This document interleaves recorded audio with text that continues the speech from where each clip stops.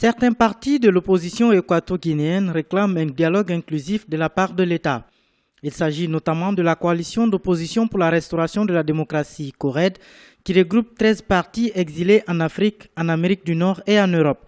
Il dénonce le déficit de dialogue dans le pays et appelle le chef de l'État, Teodoro Obiang Nguema Mbasogo, à une vraie concertation nationale. Du côté des autorités gouvernementales, la main tendue du chef de l'État aux partis d'opposition n'a jamais manqué. Le président de la République a tendu la main officiellement en coulisses. Ils ont envoyé des émissaires, des documents dans lesquels se sont échangés et nous attendons les actes. Tout ce qu'ils disent, on écoute ça dans la conférence de presse. On les a invités, ils n'ont pas voulu venir.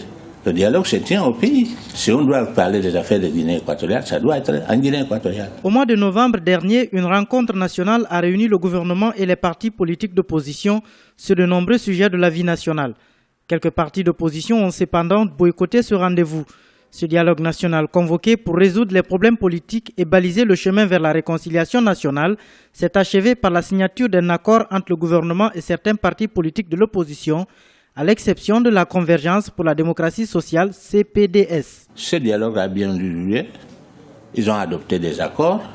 Ils ont modifié plusieurs dispositions de loi qui facilitent un meilleur exercice de la démocratie en Guinée équatoriale.